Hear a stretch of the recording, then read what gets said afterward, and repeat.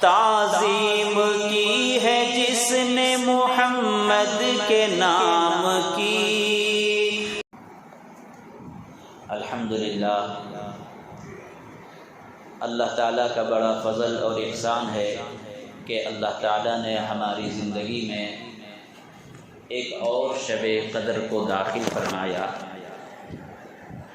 یہ شب قدر امت محمدیہ علی صاحبہ الصلاۃ والسلام کو اللہ تعالیٰ نے خاص طور سے عطا فرمایا ہے۔ یہ آپ نے کئی بار سنا اور ہر بار رمضان اور شب قدر میں یہ بات کہی جاتی ہے، اور اس کی وجہ یہ ہے کہ اللہ کے رسول صلی اللہ علیہ وسلم کے سامنے بنی اسرائیل میں ایسے 4 لوگوں کا ذکر کیا گیا تھا جنہوں نے 80 سال تک ایسی عبادت کی کہ اس میں پلک جھپکنے کے برابر بھی اللہ کی نافرمانی نہیں ہوئی۔ 80 سال تک ایسی عبادت کی کہ پلک جھپکنے کے برابر بھی اللہ کی نافرمانی نہیں ہوئی۔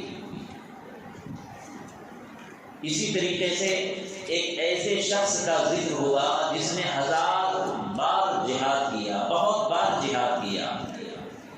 اللہ کے رسول صلی اللہ علیہ وسلم نے ان کی عمریں زیادہ دیکھی تو زیادہ امان پائے اور زیادہ انہوں نے نیکیاں کی، تو حضور صلی اللہ علیہ وسلم کو ذرا رنج ہوا اور تکلیف ہوئی یہ سوچ کر کہ جب ان کی عمریں اتنی زیادہ ہیں کہ 80 سال تک انہوں نے عبادت کی اور اتنی انہوں نے نیکیاں کمائی ہیں، تو میری امت کی عمریں تو 60-70 سال کے درمیان ہوں گی، تو میری امت کی عمریں کم ہوں گی تو نیکیاں بھی کم ہوں گی۔ آپ یہ سوچ کر ذرا رنجیدہ ہو گئے تو حضرت جبریل علیہ السلام فوراً تشریف لائے اللہ کی طرف سے، اور جو سورہ قدر جو میں نے تلاوت کی اللہ کے رسول کو سنایا کہ اے اللہ کے محبوب، اے اللہ کے نبی، اللہ نے آپ کو یہ تحفہ عطا فرمایا ہے آپ کی امت کے لیے کہ آپ کی امت کو اللہ ایک ایسی رات عطا فرمائے گا کہ اگر آپ کی امت نے اس ایک رات کی عبادت کر لی تو 1000 مہینوں سے وہ عبادت افضل ہو جائے گی۔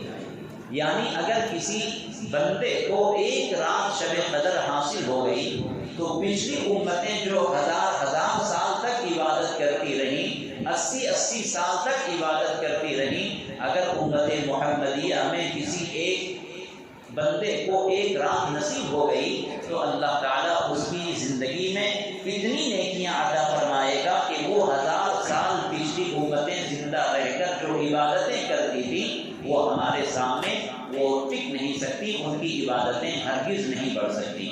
تو اس سے معلوم یہ ہوا کہ یہ شب قدر خاص طور سے ہمارے لیے، آپ کے لیے اللہ تعالیٰ نے عطا فرمائی ہے۔ اس رات کو ہم کس طریقے سے گزاریں؟ بہت آسان ہے۔ شب قدر چونکہ اللہ تبارک و تعالیٰ کی طرف سے خصوصی عطیہ ہے، خصوصی عطا ہے، خصوصی تحفہ ہے، تو اگر ہم نے اس رات کی قدر نہیں کی تو اللہ تبارک و تعالیٰ بہت ناراض ہوتا ہے۔ اور یہ ایسا ہی ہے کہ جس طرح اگر کوئی میزبان کہیں جاتا ہے مہمانی کے یہاں اور اس مہمان کی قدردانی اگر وہ کر رہا ہے اور وہ مہمان اگر ناقدری کرے تو اس طریقے سے جس طرح میزبان کا دل دکھتا ہے کہ میں نے ان کو تحفہ پیش کیا، میں نے ان کو گفٹ پیش کیا اور یہ میرے تحفے کی قدر نہیں کرتا ہے، بے عزتی کر رہا ہے، تو دوبارہ اس مہمان کو اپنے گھر بلانا نہیں چاہے گا، دوبارہ اس کی خدمت کرنا نہیں چاہے گا، اس کی عزت و توقیر کرنا نہیں چاہے گا۔ اسی طرح سے اگر اللہ تبارک و تعالیٰ نے یہ تحفہ ہمیں عطا فرمایا ہے تو ہمیں اس کی قدر کرنا ضروری ہے۔ اگر ناقدری ہوئی تو اللہ تبارک و تعالیٰ ان نعمتوں کی ناقدری کی وجہ سے کہیں اللہ اپنے قہر اور غضب کا شکار نہ کر لے اور اللہ تبارک و تعالیٰ اپنے عذاب میں گرفتار نہ کر لے۔ اس لیے آج کی رات جو اللہ تعالیٰ نے ہمیں عطا فرمائی ہے، بڑے ہم خوش نصیب ہیں کہ اللہ نے ہماری زندگی میں ایک شب قدر کو داخل فرمایا، ورنہ اس رات کی عبادت کے لیے، اس رات کے حصول کے لیے ہمارے اکابرین زمانے سے عبادتیں کرتے، تیاری کرتے تھے، اور آج کی رات کی عبادت اس طرح منہمک ہو کر کرتے تھے کہ کتابوں میں ان کے واقعات بھرے پڑے ہیں۔ آج جس طرح ہمیں کھانے پینے کا شوق ہوتا ہے، ہر آدمی جس چیز سے شوق ہوتا ہے اس کے کرتے ہوئے وہ تھکتا نہیں، جس آدمی کا جو شوق ہوتا ہے اس میں وہ نہیں تھکتا۔ مثلا ہمارے نوجوانوں میں جس چیز کا جس کو شوق ہوتا ہے وہ کام وہ کرتا چلا جاتا ہے، تھکتا نہیں وہ۔ ہمارے اکابرین کی عادتیں اور ان کا شوق عبادت میں بہت زیادہ تھا، ہر وقت وہ اللہ کی عبادت میں مشغول رہتے تھے، اور ایسا شوق اللہ اکبر۔ حضرت سعید بن جبیر رضی اللہ عنہ ایک صحابی ہیں، حجاج ابن یوسف کے زمانے میں ان کو شہید کیا گیا، تو ان کے بارے میں لکھا ہے کہ حجاج ابن یوسف نے ان کو پھانسی پر لٹکانے سے پہلے پوچھا کہ آپ کی آخری خواہش اور آخری تمنا کیا ہے؟ تو حضرت سعید بن جبیر رضی اللہ عنہ نے فرمایا کہ میری آخری تمنا یہ ہے کہ میں 2 رکعت نماز پڑھ لوں۔ سبحان اللہ، آخری وقت ہے، پھانسی کا پھندا لگا ہوا ہے، اس میں آپ کو پھانسی پر چڑھایا جائے گا اور آپ کو آخری تمنا پوچھی جا رہی ہے، تو آپ کہہ رہے ہیں کہ 2 رکعت نماز پڑھ لوں۔ تو حجاج نے کہا کہ ٹھیک ہے پڑھ لو۔ تو حضرت سعید بن جبیر رضی اللہ عنہ نماز پڑھنے لگے اور جلدی سے آپ نے 2 رکعت پوری کر لی۔ تو حجاج بن یوسف نے کہا کہ بہت جلدی تم نے نماز پڑھ لی۔ تو حضرت سعید بن جبیر رضی اللہ عنہ نے فرمایا کہ میں تو چاہتا تھا کہ 2 رکعت کو بہت لمبی رکعت بنا کر نماز پڑھوں، میں چاہتا تھا کہ بہت لمبی نماز پڑھوں، لیکن میرے دل میں یہ خیال آیا کہ کہیں تم یہ نہ سوچ لو کہ حجاج نے جو پھانسی پر لٹکانے کا ارادہ کیا ہے، موت کے ڈر کی وجہ سے میں نے نماز لمبی کر دی، تیرے دل میں کہیں یہ خیال نہ آ جائے کہ موت کے ڈر سے اور موت کی وجہ سے میں نے نماز لمبی کی ہے، اس لیے میں نے 2 رکعت جلدی پڑھ لی۔ اس سے آپ اندازہ لگائیے کہ ہمارے اکابرین کو، ہمارے اسلاف کو، صحابہ کرام کو نماز سے کیسا عشق تھا، کیسی ان کو عبادت میں مزہ ملتا تھا، قرآن کی تلاوت سے کیسا ان کو مزہ ملتا تھا۔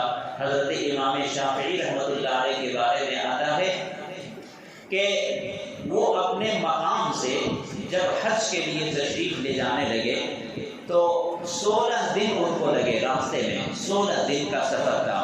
تو جب وہ مکہ مکرمہ پہنچے ہیں 16 دن میں، تو 16 ختم قرآن ان کا مکمل ہو چکا تھا۔ اللہ اکبر، 16 قرآن۔ آج ہم نے شروع رمضان سے آج تک کتنے دن ہوئے؟ 26 دن ہوئے اور 1 قرآن ہوا ہے۔ اور میرے پیچھے تراویح پڑھنے والوں کی حالت کیا ہوتی تھی؟ 1 گھنٹہ لگتا تھا، پونا گھنٹہ لگتا تھا، اسی میں آپ تھک جاتے تھے، پڑھنے والا تھک جاتا تھا، پیچھے والا تھک جاتا تھا۔ لیکن قربان جائیے ہمارے اکابرین کی عبادت کا شوق کیسا تھا کہ 16 دن میں 16 قرآن پورا ہو گیا تھا ان کا۔ تو کیسی ان کی عبادت تھی، کیسی ان کو لذت ملتی تھی۔ تو حقیقت یہ ہے کہ آدمی جس چیز سے محبت کرتا ہے اس میں اس کو تھکاوٹ نہیں ہوتی۔ اللہ کے رسول صلی اللہ علیہ وسلم رات بھر نماز میں مشغول رہتے تھے۔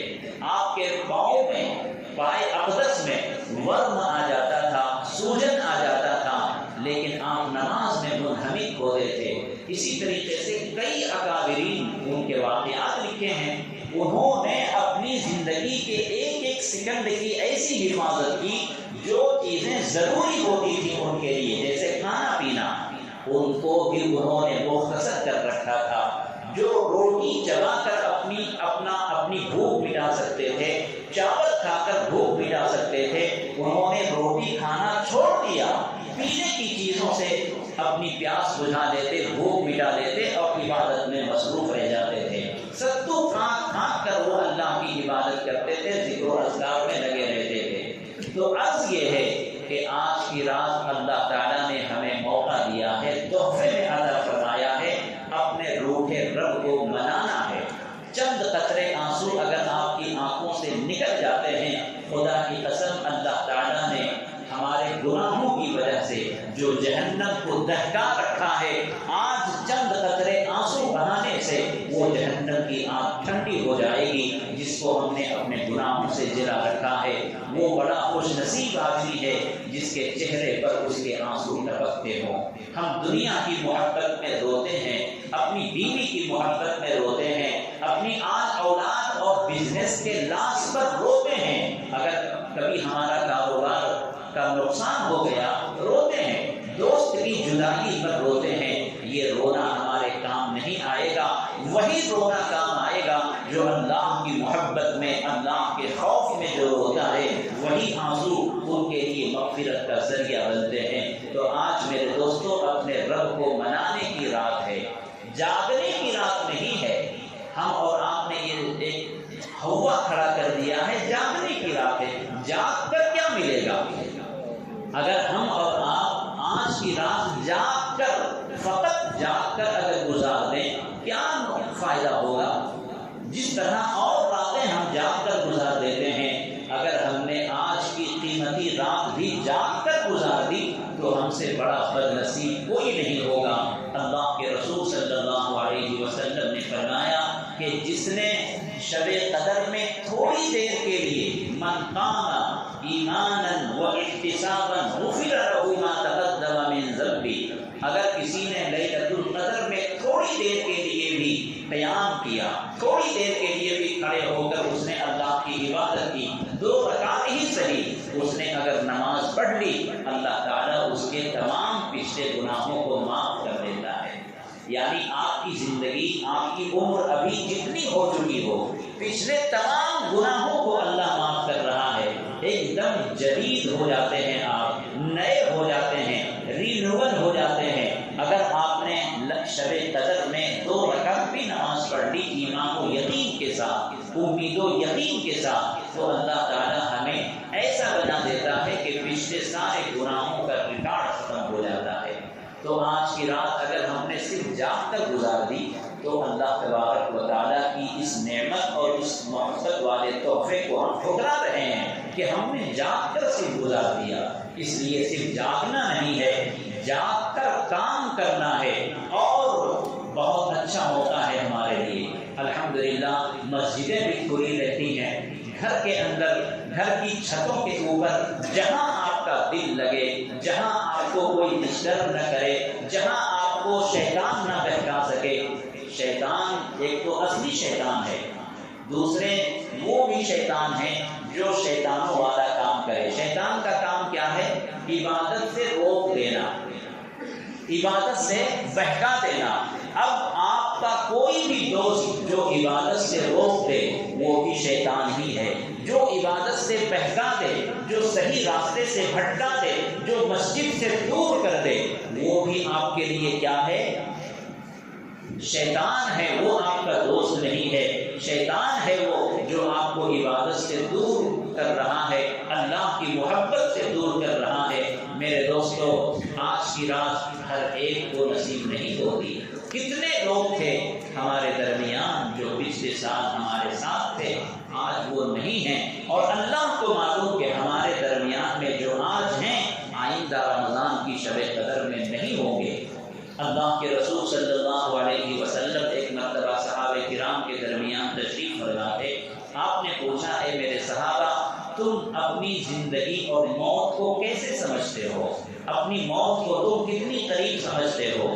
کسی نے کہا کہ اے اللہ کے رسول، جب میں رات گزارتا ہوں، شام ہوتی ہے، تو مجھے یقین نہیں ہوتا کہ میں صبح دیکھ سکوں گا یا نہیں، اور جب میں صبح دیکھتا ہوں تو یہ یقین نہیں ہوتا کہ شام دیکھ سکوں گا یا نہیں۔ یعنی صبح شام کا بھی ہمیں یقین نہیں ہوتا کہ میں نے صبح ابھی کی ہے تو شام بھی میں دیکھ سکوں گا، یا شام اگر ہوئی ہے تو میں صبح بھی دیکھ سکوں گا۔ اتنا غیر یقینی یہ موت ہے۔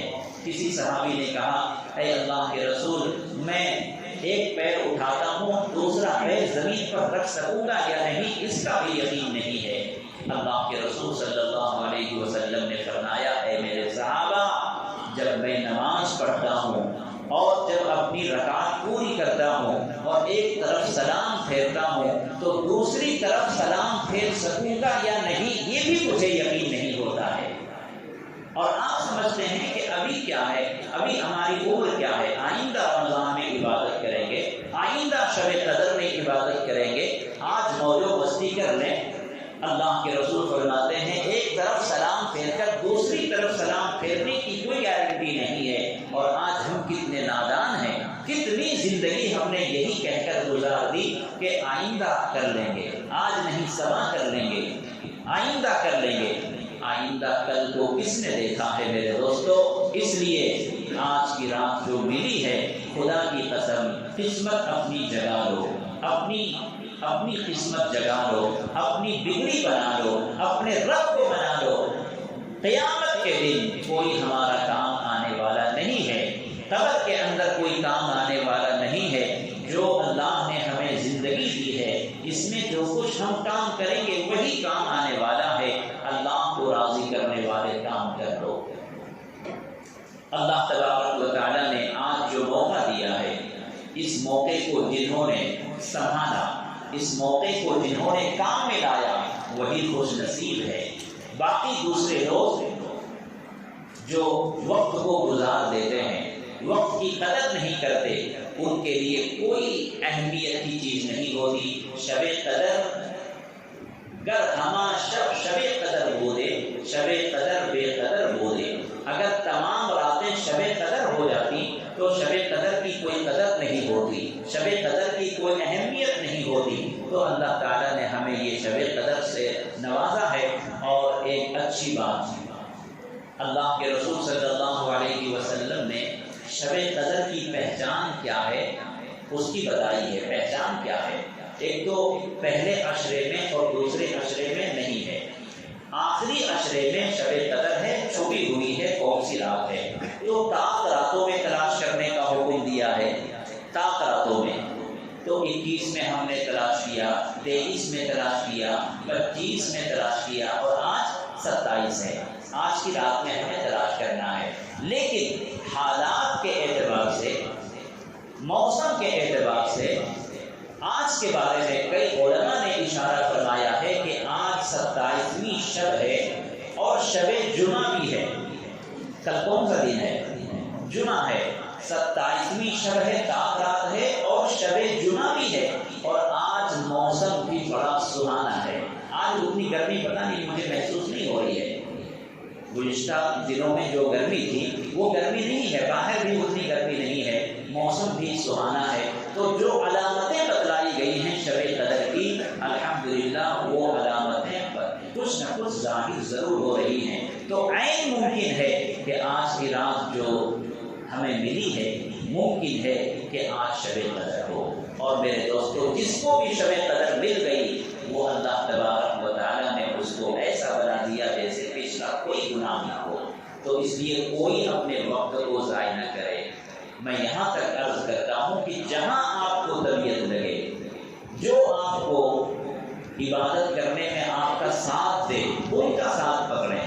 جو آپ کو عبادت سے روک دے، عبادت سے دور کر دے، بہلانے کے بہانے سے، دل بہلانے کے بہانے سے اگر کوئی آپ کے ساتھ شریک ہوتا ہے لیکن وہ عبادت سے روکتا ہے تو ہرگز نہیں۔ ہر کوئی کسی کی عبادت میں مدد کرے، عبادت میں تعاون کرے، عبادت سے بہکانا، عبادت سے بھٹکانا یہ شیطان کا کام ہے۔ اس لیے آج شیطان کو کامیاب نہ ہونے دیں۔ ہر ساتھی اپنے ساتھی کا مددگار بنے۔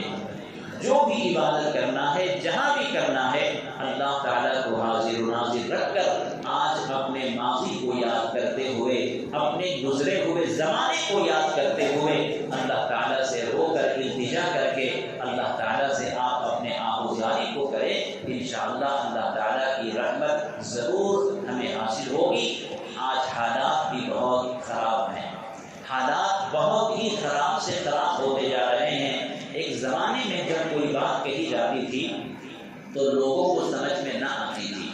آج آج طوفان کی طرح سے تسبیح کے دانے، اگر تسبیح کا دھاگا ٹوٹ جائے تو تسبیح کے دانے جس طرح لگاتار اور کنٹینیو گرتے ہیں، اسی طریقے سے مسلمانوں پر یلغار اور حملے یکایک اور کنٹینیو، ایک حملہ ختم نہیں ہو پاتا دوسرا شروع ہو جاتا ہے، ایک زخم مندمل نہیں ہو پاتا دوسرا زخم شروع ہو جاتا ہے، ایک ایشو ختم نہیں ہو پاتا دوسرا ایشو ختم شروع ہو جاتا ہے۔ تو اس طریقے سے مسلمانوں کے اوپر حملے ہو رہے ہیں۔ ایسے میں اگر ہم سوئے رہ گئے، بیدار نہ ہوئے، تو میرے دوستوں وہ کون سا وقت ہوگا جب ہم بیدار ہوں گے؟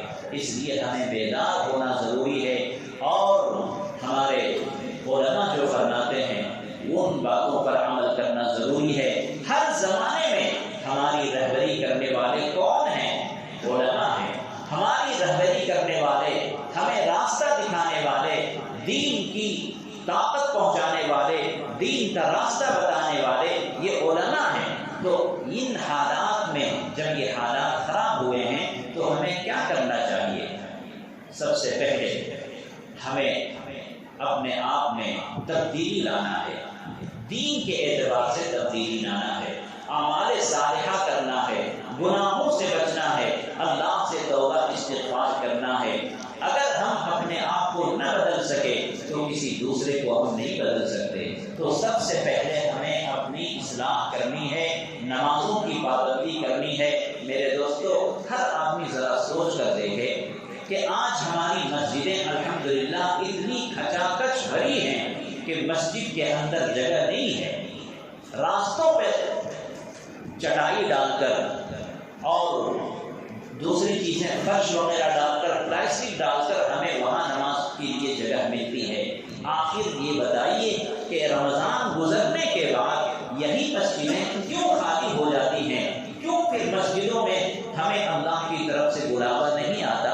کیوں ہم اللہ کے گھر کو ویران چھوڑ دیتے ہیں؟ رمضان کا چاند دیکھتے مسجدیں بھر جاتی ہیں، اور عید کا چاند دیکھتے ہی ہمارے لیے مسجدیں کیا اجنبی ہو جاتی ہیں؟ مسجدیں ہمارے لیے اللہ کا گھر نہیں ہوتی ہیں؟ کیا وہ اللہ نہیں رہتا جس اللہ کے لیے ہم ابھی سجدے کرتے ہیں، جس اللہ کے لیے ہم نمازیں ادا کرتے ہیں؟ رمضان کے بعد وہ اللہ نہیں ہوتا ہے؟ اللہ وہ ہمارے لیے آواز نہیں دیتا ہے، حی علی الصلاۃ حی علی الفلاح کی صدائیں نہیں دیتا ہے؟ میرے دوستو، اس طرح کی بے وفائی اگر ہم اپنے رشتہ داروں کے ساتھ کریں تو ہمارے اور رشتہ داروں کے درمیان کبھی نباہ نہ ہو سکے۔ موسم کی طرح ہم بدلنے والے مسلمان، جب تک ہم اپنے آپ میں تبدیلی نہیں لائیں گے، حالات نارمل نہیں ہوں گے۔ تو سب سے پہلے ہم ابھی بیٹھ کر اللہ کے گھر میں یہ وعدہ کریں کہ اے اللہ، ہم تیرے گھر کو ویران نہیں ہونے دیں گے۔ وعدہ کریں کہ اے اللہ، ہم تیرے گھر کو ویران نہیں ہونے دیں گے۔ میرے دوستو، دشمنان اسلام تو ہماری اذان تک پہنچ گئے، دشمنان اسلام ہماری اذانوں تک پہنچ گئے، ہماری اذانوں سے وہ تکلیف میں ہیں، ان کی نیند ہو گئی ہے۔ لیکن آپ کیسی نیند سو رہے ہیں کہ ہماری اذانوں سے آپ نہیں جاگ پا رہے ہیں، ہماری اذانوں سے مسلمانوں کی نیند نہیں کھل رہی ہے، ہماری اذانوں تک وہ پہنچ گئے، لاؤڈ اسپیکر تک بات آ گئی، اور پتہ نہیں کیا کیا ان کے دلوں میں ناپاک ارادے ہیں۔ تو میرے دوستو، اس کی حفاظت کس کے ذمہ ہے؟ اس کی نگہبانی کس کے ذمہ ہے؟ کیا مسجد کے صدر اور سیکریٹری کی ذمہ داری ہے؟ نہیں میرے دوستو، مسلمانوں میں ایک ایک فرد کی ذمہ داری ہے کہ مسجدوں کو آباد رکھیں۔ جب ہم مسجدوں کو آباد کریں گے، اللہ ہمارے گھر کو آباد کرے گا۔ ہم مسجدوں کا دیکھ بھال کریں گے، اللہ ہماری حالت کی دیکھ بھال کرے گا۔ اگر ہم اللہ کے گھر کو ویران کریں گے تو یاد رکھیں، جو قوم اپنی عبادت گاہوں کو ویران کرتی ہے، اللہ تعالیٰ اس قوم کو ویران کر دیتے ہیں۔ کوئی تمہارا خزانہ حال نہیں ہوگا۔ آج دیکھ لیں حالات ہماری کیسی ہو گئی ہے، ہماری پوزیشن کیا ہے، اور علماء جو کہہ رہے ہیں اس پر عمل نہ کرنے کا نتیجہ یہ ہے کہ علماء فرماتے ہیں کہ اپنے اخلاق کو درست کریں۔ سب سے پہلے کہ اپنے اندر تبدیلی لائیں، اور دوسرا اسلامی اخلاق کو اپنائیں. اپنے اندر تبدیلی لانے میں کیا ہے؟ روزہ نماز کی پابندی ہو، تقویٰ طہارت ہو، اپنی زبان کو صحیح کر لیں، نمازوں کا پابند ہو جائیں. دوسرا کیا ہے کہ اپنے اخلاق کو درست کر لیں. اور جو فرقہ پرست میڈیا اور دشمنانی اسلام ہمارے تعلق سے اپنے ذہنوں میں جو ایک غلط رائے بنائے ہوئے ہیں، فرقہ پرست میڈیا جو ہمارے تعلق سے، قوم مسلم کے تعلق سے ایک ناپاک فضا بنائی ہوئی ہے، زہریلی ہوا چلائی ہوئی ہے، ہم اس کو عملی طور پر کنڈم کریں. عملی طور پر، صرف زبان سے نہیں. مثال کے طور پر فرقہ پرست میڈیا نے ہمارے بارے میں کیا ہوا چلائی ہوئی ہے کہ یہ قوم بہت کٹر ہے، یہ قوم بہت لڑاکو ہے، یہ قوم بہت جھگڑالو ہے، یہ قوم بہت دھوکے باز ہے، یہ قوم فوراً جذباتی ہو جاتی ہے، وغیرہ وغیرہ. ہمارے تعلق سے یہ سب باتیں پھیلائے ہوئے ہیں. وہ یہ دہشت گرد ہیں، یہ ٹیررزم ہیں، یہ کسی کی مانتے نہیں، وغیرہ وغیرہ ایسی باتیں کہے ہیں. وہ ہر برادران وطن کے ذہنوں کو انہوں نے زہر آلود کر دیا ہے، ذہنوں کو بھر دیا ہے. تو علماء کیا فرما رہے ہیں کہ اس وقت فرقہ پرست میڈیا نے مسلمانوں کے تعلق سے جو باتیں پھیلائے ہوئے ہیں، آپ ان باتوں کو عملی طور پر کنڈم کریں. آپ ان کے سامنے، برادران وطن اور غیروں کے سامنے اپنے اخلاق ایسے پیش کریں کہ جو ان کے سامنے، ان کے ذہنوں میں جو زہر گھولا گیا ہے وہ خود سوچنے پر مجبور ہو جائے کہ بھائی ہم تو ٹی وی میں، نیوز میں 24 گھنٹے ہم ان کے خلاف سنتے ہیں، مسلمانوں کے خلاف سنتے ہیں، لیکن یہ تو مسلمان بڑے اچھے ہیں، ان کے اندر محبت ہے، ان کے اندر نرمی ہے، ان کی باتوں میں سچائی ہے، ان کے معاملات میں بہت صفائی ہے، یہ تو زبان کے بڑے پکے ہیں. علماء فرماتے ہیں اگر ہم نے اسلامی تعلیمات اور اپنے اخلاق کو درست کر لیا اور عملی طور پر ہم نے غیروں کے سامنے اپنے اخلاق پیش کیے، خدا کی عزت و جلالت کی قسم کروڑوں روپے خرچ کر کے ان فرقہ پرست میڈیا کے زہر پھیلانے کو ہم اپنے اخلاق سے ان زہریلی ہوا کو موڑ سکتے ہیں، ان کی سازشوں کو ناکام کر سکتے ہیں. تو اس لیے علماء نے دوسری بات بتائی کہ پہلا کام تو یہ ہے کہ اپنے اندر تبدیلی لاؤ. دوسرا کام اپنے اخلاق کے ذریعے سے غیروں کے ذہن میں جو نیگیٹو سوچ ہے اس کو آپ عملی طور پر کنڈم کریں. اور تیسری بات یہ کہی کہ اپنے اندر بہادری پیدا کریں، اپنے اندر طاقت پیدا کریں، ہمت اور شجاعت پیدا کریں، بزدلی کو نکال پھینکیں، بزدلی کو اور کم ہمتی کو اور موت سے ڈرنے کو یہ اپنے اندر سے نکالیں. جب تک ہمارے اندر ہمت اور شجاعت نہیں آئے گی ہم کسی کا مقابلہ نہیں کر سکتے. تو اگر ہمارے اوپر کبھی حالات آ جائیں تو ہمارے اندر جذبہ آنا چاہیے، ہمت اور بہادری آنی چاہیے. اگر کوئی آپ کی جان لینے کے لیے آ رہا ہے، کوئی آپ کی بہن بیٹی پر عزت پر ڈاکہ ڈالنے کے لیے آ رہا ہے، کوئی آپ کے مال پر غاصبانہ قبضہ کرنے کے لیے آ رہا ہے، تو سیلف ڈیفنس یہ ہمارا آئینی حق ہے، یہ ہمیں آئینی حق حاصل ہے. دستور ہند کے اندر یہ چیز ہمیں حاصل ہے کہ ہم اپنی عزت، اپنے بال بچوں کی عزت، اپنے مال کی حفاظت کے لیے سامنے والے سے ہم لڑیں، اس کا مقابلہ کریں. یہ بزدلی ہوگی کہ ہم ان کے سامنے معافی مانگیں اور زندگی کی بھیک مانگیں. تو اس لیے سیلف ڈیفینس جو ہمارا آئینی حق ہے اس کا بھی استعمال کرنا ہے. اور یہی بات حضرت مولانا مفتی ابوالقاسم صاحب نعمانی دامت برکاتہ محترم دارالعلوم دیوبند نے بات کہی ہے. تو 3 باتیں کہی ہیں، اس کا خلاصہ یہ ہے کہ اپنے اندر تبدیلی لائیں، روزہ نماز کے اندر غفلت نہ ہو، تقویٰ طہارت اپنے اندر ہو. دوسرا کہ اپنے اخلاق کے ذریعے سے برادران وطن کی ذہنوں کے اندر غلط فہمیاں جو بیٹھی ہیں ان کو کنڈم کریں. اور تیسری بات یہ ہے کہ ہم کسی کے سامنے ظالم نہیں ہیں، ہم کسی کے سامنے زور و زبردستی کرنے والے نہیں ہیں، ہم اللہ کے نبی کے امتی ہیں. ہمارا کام ہے محبت پھیلانا، ہمارا کام ہے دوسروں کی خیر خواہی کرنا. لیکن اگر کوئی ظالم آ ہماری ماؤں بہنوں کی عزت و آبرو کو تار کرنے کی سوچتا ہے تو پھر ہم بزدلی کا مظاہرہ نہیں کریں گے، شجاعت و بہادری سے اس کا مقابلہ کریں گے۔ یہ تین باتیں آپ کے سامنے عرض کی گئی ہیں، لیکن سب سے پہلی بات جو میں نے عرض کیا کہ اپنے اندر میرے دوستوں تبدیلی لائیں۔ غفلت کا زمانہ بہت گزر چکا ہے۔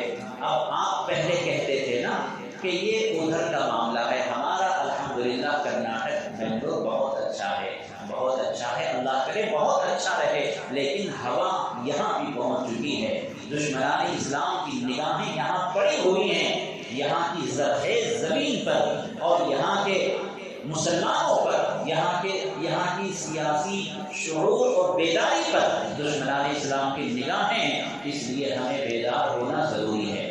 ہم اپنے آپ کو بیدار کریں، دین پر مضبوطی کے ساتھ قائم رہیں اور اپنے اخلاق سے برادران وطن کو متاثر کریں۔ الحمدللہ اس میں کوئی شک نہیں ہے، ایسا نہیں ہے کہ ہم برادران وطن کے ساتھ دشمنی کرتے ہیں، نہیں، میں ابھی گارنٹی کے ساتھ کہتا ہوں کہ 7 مین روڈ میں نیاز کوٹ کے سامنے ایک غیر مسلم کا گھر ہے، حجام شاہ، اور گھر بھی ہے شاید وہاں، میں 17-18 سال سے دیکھتا ہوں، الحمدللہ کسی سے ان کو کوئی تکلیف نہیں ہے۔ الحمدللہ پورے علاقے میں مسلمانوں کے درمیان میں 1-2 گھر ہیں 7 مین روڈ میں، آج تک کوئی کمپلینٹ نہیں ہے کہ کسی مسلمان نے ان کے گھر کے اوپر کوئی آنچ آنے دی ہو۔ تو مسلمانوں کے یہ اخلاق ہیں کہ مسلمانوں کے درمیان میں اگر کوئی ایک غیر مسلم بھی ہے تو وہ محفوظ ہے، لیکن ہمیں جو ان کے ذہنوں میں جو غلط فہمیاں ہیں ان کو ہمیں مٹانا ضروری ہے۔ ہمیں اپنے کارناموں سے بتانا ہے، ارے بھائی یہ فرقہ پرست میڈیا اور ہندو مسلم کرنے والے ان کا مقصد ہی یہی ہے، سیاسی روٹی سینکنے کے لیے جب تک وہ ہندو مسلم نہیں کریں گے ان کو ووٹ نہیں مل سکتا، ووٹ بینک کرنے کے لیے کرتے ہیں، ورنہ دنیا جانتی ہے کورونا کال میں اور اس مہاماری میں آپ کو پتا ہے سب سے زیادہ خدمت خلق کرنے والا اگر کوئی ہندوستان میں ہے تو وہ مسلمان ہے۔ کورونا کال میں غیروں کے جنازوں کو، غیروں کی لاشوں کو، غیروں کے بیماروں کو اگر کسی نے کام دیا ہے، کسی نے مدد کی ہے، اس کی لاشوں کا آخری کریا کرم کیا ہے، ان کے مشانوں تک لے کر گئے ہیں، وہ کون گئے ہیں؟ مسلمان لے کر گئے۔ تو یہ کوئی گھٹی چھوٹی بات نہیں ہے، لیکن عرض یہ کرنا ہے کہ جو غلط فہمیاں معصوم لوگوں کے ذہنوں میں ڈالی گئی ہیں، سادے قسم کے لوگوں کے ذہنوں میں جو زہر ڈالا گیا ہے، ان زہریلی سوچ کو ہمیں نکالنا پڑے گا اپنے اخلاق کے ذریعے سے۔ تو اپنے اخلاق کو درست کریں، جہاں بھی ہمارا ان کا سامنا ہو، آج کے لیے نہیں آخری سانس تک ہم یہ طے کر لیں کہ ہم اپنی ذات سے کسی غیر مسلم کو یا مسلمان کو تکلیف نہیں ہونے دیں گے، انشاءاللہ ہم کامیاب ہو جائیں گے۔ ان کی تمام سازشیں ناکام ہو جائیں گی، وہ رات دن اسی سازش کے رچانے میں اور زہریلی فضا بنانے میں وہ لگے رہتے ہیں۔ ہم نے اگر اتنا طے کر لیا کہ ہم اپنی ذات سے کسی کو تکلیف نہیں ہونے دیں گے، انشاءاللہ بیڑا پار ہے، ان کی سازش انہی کے اوپر پلٹ جائے گی۔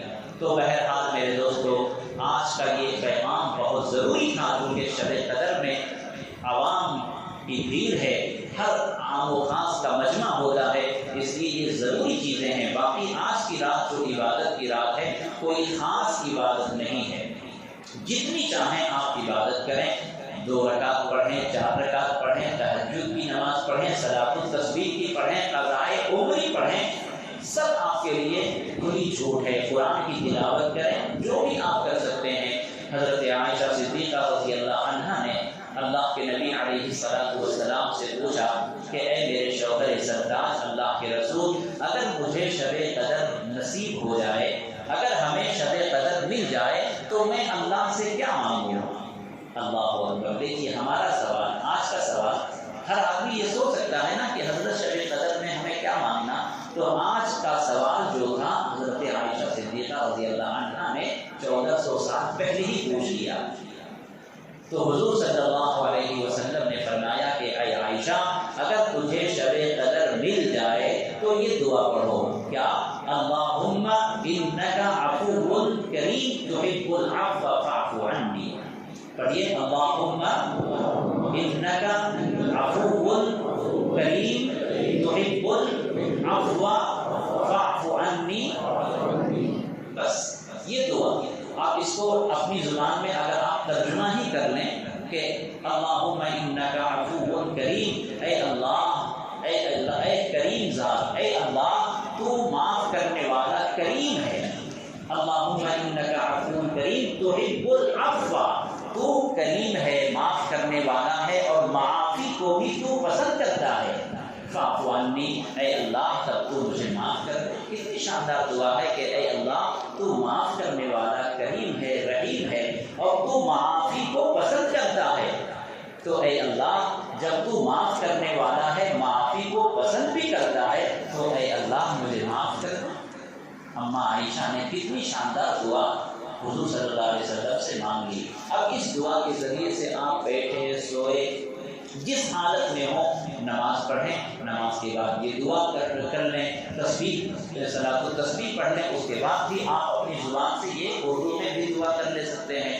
تو غرض یہ ہے کہ آج کی رات کوئی خاص عبادت کی رات نہیں ہے، بس ہمیں یہ کوشش کرنا ہے کہ آج کی رات میں جو لمحہ ہے شب قدر کا، اس لمحے میں ہم ٹکرا جائیں، اس میں ہم مل جائیں، اور اللہ کی جب رحمت آتی ہے تو اس رحمت کو ہم اپنے اندر سمونے کی کوشش کریں. میرے دوستو یہ اتنی اللہ تعالیٰ کی طرف سے بڑی رحمت والی رات ہے، برکت والی رات ہے، لیکن 4-5 لوگ ایسے بھی ہیں کہ آج رات ان کی مغفرت نہیں ہوتی، آج کی رات بھی اللہ کی رحمت ان کے پاس نہیں جاتی. سب سے پہلے شرابی، جو عادت بنا لیا ہو، جس نے شراب پینے کی عادت بنا لی ہو، عادی شرابی، اگر کبھی کسی نے پی لیا، اللہ کی ذات سے امید ہے کہ اللہ اسے معاف کر دے. 1 بار 2 بار کسی نے شراب پی لی ہے، اس پر اس سچے دل سے توبہ کرے، اللہ تعالیٰ معاف کر دے گا. لیکن آج کی رات جو عادی شرابی ہیں، جن کی عادت ہو چکی ہے، اللہ تعالیٰ فرماتا ہے کہ آج کی رات ان کی مغفرت نہیں ہوگی. اسی طریقے سے جس نے ماں باپ کو ستایا ہے، جس نے ماں باپ کو تکلیف دی ہے، جس نے ماں باپ کو رلایا ہے، جس نے ماں باپ کو اٹھا کر رکھا ہے، ناراض کر کے رکھا ہے، اللہ کے رسول فرماتے ہیں آج کی رات اس نافرمان اولاد کی مغفرت نہیں ہوگی. اور تیسرے، جو قاطع رحم ہو، جو رشتہ داری توڑنے والا ہو، ذرا سی بات میں رشتہ داری توڑ دینا. شادی بیاہ میں چھوٹی بات بڑی بات ہوتی ہے، چھوٹی موٹی بات ہوتی ہے، لیکن ذرا سی بات کی وجہ سے رشتہ داری کو توڑ دینا، سلام کلام بند کر دینا. عام طور پر ہماری مائیں بہنیں اس میں بہت زیادہ ملوث ہیں کہ چھوٹی چھوٹی باتوں پر برسوں سے باتیں بند ہیں، چھوٹی موٹی باتوں پر برسوں سے سلام کلام بند ہے، تعلقات ختم ہیں. اللہ کے رسول فرماتے ہیں قاطع رحم کی بھی مغفرت نہیں ہوگی. شب قدر اتنی عظیم الشان رات ہے، لیکن اس کی مغفرت نہیں ہوگی. اور چوتھا ہے جس کے سینے میں کینہ ہو، جس مسلمان کے سینے میں کسی کے تعلق سے کینہ ہو، اللہ کے رسول فرماتے ہیں کہ اس کی بھی مغفرت نہیں ہوگی. تو آج ہم یہاں بیٹھ کر طے کر لیں، شراب سے ہمیشہ کے لیے توبہ کریں. اگر توبہ کرتا ہے کوئی بندہ کہ آج کے بعد میں شراب نہیں پیوں گا، آج کے بعد میں اپنے ماں باپ کو نہیں تڑپاؤں گا، نہیں رلاؤں گا، نہیں ناراض کروں گا، اور آج کے بعد میں رشتہ داری نہیں توڑوں گا، اور آج کے بعد میں اپنے سینے کو تمام مسلمانوں کے تعلق سے کینے سے صاف کر لیتا ہوں، کینہ نہیں رکھوں گا، توبہ کرتا ہے، اللہ کی ذات سے امید ہے کہ اللہ تعالیٰ اس کی توبہ قبول کر لے اور اللہ اس کو بھی معاف کر دے. لیکن توبہ شرط ہے. تو توبہ کریں کہ یہ بڑے بڑے جو 4 گناہ آپ کے سامنے گنوائے ہیں، یہ 4 گناہ ہمارے اندر سے ختم ہو جائے، اللہ تعالیٰ ہماری مغفرت فرما دے گا. تو اس لیے آج کی رات عبادت کر کے اپنے آپ کو گناہوں سے پاک صاف کرنے کے لیے عزم کرنے کی رات ہے. اس لیے میرے دوستو شب قدر بڑی اہمیت والی رات ہے. آج اللہ تبارک و تعالیٰ کی رحمت جوش میں ہے، اس لیے ہمیں اللہ تعالیٰ کی رحمت کو زیادہ سے زیادہ حاصل کرنے کی کوشش کرنا چاہیے۔ اب بس تھوڑی ہی دیر میں انشاءاللہ آپ کو بودی بھی مل جائے گی اور پھر آپ کو عبادت کے لیے موقع بھی دے دیا جائے گا۔ بس ایک چھوٹی سی ایک پروگرام کی کڑی، آخری کڑی ہے کہ ہر سال کچھ چیزیں احباب کی طرف سے آ جاتی ہیں۔ بعض لوگ انگوٹھیاں دے دیتے ہیں، بعض لوگ گھڑی دے دیتے ہیں اللہ کے گھر کے لیے۔ تو ابھی ایک گھڑی ہے میرے ہاتھ میں جو کسی صاحب نے کچھ دن پہلے دیے تھے۔ یہ گھڑی دیکھنے میں ماشاءاللہ خوبصورت بھی ہے اور چل رہی ہے، رکی نہیں ہے، چل رہی ہے، اور ٹائم بھی صحیح ہے اور وزن بھی ہے۔ اور اس کا کون سی کمپنی کا ہے؟ کمپنی کی واچ ہے، بہت اچھی واچ ہے۔ تو آکشن یعنی نیلامی یہ آپ کے سامنے میرے ہاتھ میں موجود ہے۔ ہر سال کی طرح اس سال بھی چیز کو نہ دیکھیں، آپ میرے ہاتھ ہی میں رہنے دیں۔ اگر آپ دیکھ کر لیں گے کہ حضرت کون سی واچ ہے ذرا دیکھنے دو، راڈو ہے یا دوسری ہے، دیکھنے کے بعد لیں گے تو وہ بات نہیں ہوگی۔ میں اسی پر ایک واقعہ بتا دوں کہ ہارون رشید ایک بادشاہ گزرے ہیں، ہارون رشید ایک بادشاہ گزرے ہیں، ان کی بیوی زبیدہ خاتون، یہ دونوں کسی جنگل سے گزر رہے تھے، کہیں تفریح کے لیے جا رہے تھے۔ تو اسی زمانے میں حضرت بہدول دانا رحمۃ اللہ علیہ ایک اللہ کے ولی اور بزرگ گزرے ہیں۔ تو حضرت بہدول دانا رحمۃ اللہ علیہ ایک جگہ پر بیٹھ کر مٹی کے گھر بنا رہے تھے، چونکہ وہ مجذوب تھے نا، مجذوب ہوتے ہیں دیوانے ٹائپ کے، تو وہ مٹی کے گھر بنا رہے تھے جیسے بچے بناتے ہیں۔ تو ہارون رشید کے زمانے کے وہ بزرگ تھے، تو کبھی کبھی مذاق بھی کر لیا کرتے تھے۔ تو ہارون رشید نے جا کر سلام کیا کہ بہدول دانا السلام علیکم۔ انہوں نے کہا وعلیکم السلام۔ تو ہارون رشید رحمۃ اللہ علیہ نے پوچھا کہ کیا کر رہے ہو؟ تو انہوں نے کہا کہ مٹی کے گھر بنا رہا ہوں۔ تو پوچھا کہ اس مٹی کے گھر کو کیا کرو گے؟ تو بہدول دانا نے کہا کہ میں اس مٹی کے گھر کو بیچوں گا اور میں اللہ سے دعا کروں گا کہ جو اس مٹی کے گھر کو خریدے اللہ تو اس کے لیے جنت میں گھر بنا دے۔ اتنا سننا تھا، ہارون رشید نے مذاقاً سمجھا کہ یہ تو دیوانہ ہے، اس مٹی کے گھر سے جنت میں گھر بنے گا۔ تو کیئرلیس ہو کے وہ آگے گزر گئے۔ پیچھے ان کی بیوی تھی، وہ بھی پہنچ گئی اور کہا السلام علیکم بہدول دانا۔ وعلیکم السلام، کیا کر رہے ہو؟ تو انہوں نے کہا کہ مٹی کا گھر بنا رہا ہوں۔ تو کہا کیا کرو گے؟ تو کہا اس کو میں بیچوں گا اور جو اس مکان کو خریدے گا مٹی کے گھر کو، میں اللہ سے دعا کروں گا کہ اس کے لیے جنت میں عالی شان محل بنا دے۔ تو عورت کا دل نرم ہوتا ہے، اس نے کہا کہ اچھا اس کی قیمت کیا ہے؟ تو کہا بس 1 دینار۔ کہا کہ دے دو 1 دینار، ایک گھر دے دو مجھے۔ 1 دینار ان کے ہاتھ میں دیا اور کہا کہ ٹھیک ہے یہ گھر تمہارا ہے اور میں نے اللہ سے دعا کر دی، اللہ تعالیٰ تجھے جنت میں اس سے عالی شان محل بنے گا۔ یہ بات ہو گئی اور دونوں میاں بیوی ہارون رشید اور ان کی بیوی آ کر گھر میں آرام سے سو گئے۔ رات میں خواب میں دیکھا ہارون رشید نے کہ جنت میرے سامنے ہے، جنت کی بہاریں، وہاں کی سبزہ زاریں، وہاں کی نعمتیں، وہاں کی خوبصورتی نہریں، عالیشان محلات بنے ہوئے ہیں۔ وہ ذرا اور نزدیک جا کر دیکھنے لگے تو ہیرے اور جواہرات کے یاقوت اور سرخ پتھروں کا ایک محل بنا ہوا تھا۔ اس کے گھر کے دروازے پر زبیدہ نام لکھا ہوا تھا۔ ہارون رشید نے سوچا کہ ارے یہ تو میری بیوی کا محل دکھ رہا ہے۔ تو ہارون رشید اس محل کے اندر گھس کر دیکھنا چاہنے کے لیے وہ اندر جانے لگے۔ تو جو دربان تھا، جو واچ مین تھا، اس نے کہا کہ آپ اندر نہیں جا سکتے۔ تو اس نے کہا ہارون رشید نے کیسے نہیں جا سکتے، یہ تو میری بیوی کا ہے۔ تو کہا کہ دنیا کا دستور الگ ہے، یہاں کا دستور الگ ہے، یہاں جس کا مکان ہوتا ہے وہی جا سکتا ہے، دوسرا نہیں جا سکتا۔ آپ کی بیوی کا مکان ہے وہی جائے گی، آپ نہیں جا سکتے۔ بس دربان نے ان کو دھکا دیا اتنے میں ان کی آنکھ کھل گئی، ہارون رشید کی آنکھ کھل گئی۔ اب رات بھر کروٹیں بدل بدل کر وہ رات گزارے، صبح ہوئی تو اپنی بیوی سے کہا کہ چلو آج پھر چلیں گے ادھر گھومنے کے لیے، واک کے لیے جائیں گے۔ گئے، اسی جگہ پر دیکھا تو بحر الدانہ پھر وہی کام کر رہا ہے کہ مٹی کے گھر بنا رہا ہے۔ تو ہارون رشید نے سلام کیا، وعلیکم السلام، السلام علیکم، وعلیکم السلام، کیا کر رہے ہو بحر الدانہ؟ انہوں نے کہا مٹی کا گھر بنا رہا ہوں۔ تو کہا کہ کیا کرو گے؟ تو اس کو بیچوں گا اور جو اس کو خریدے گا اس کے لیے جنت میں عالیشان محل بنے گا، میں اللہ سے دعا کروں گا۔ تو کہا کہ اس کی قیمت کیا ہے؟ تو اب بحر الدانہ نے کہا کہ پوری دنیا کی بادشاہت اس کی قیمت ہے، پوری دنیا کی بادشاہت اس کی قیمت ہے۔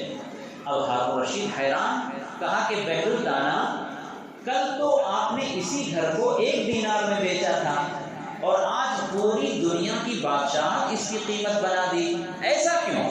تو بحر الدانہ نے کہا کہ کل جو سودا ہوا تھا وہ بغیر دیکھے ہوا تھا اور آج جو سودا ہو رہا ہے تم دیکھ کر آ رہے ہو، اس لیے اس کی قیمت بڑھ گئی۔ سمجھ میں آیا؟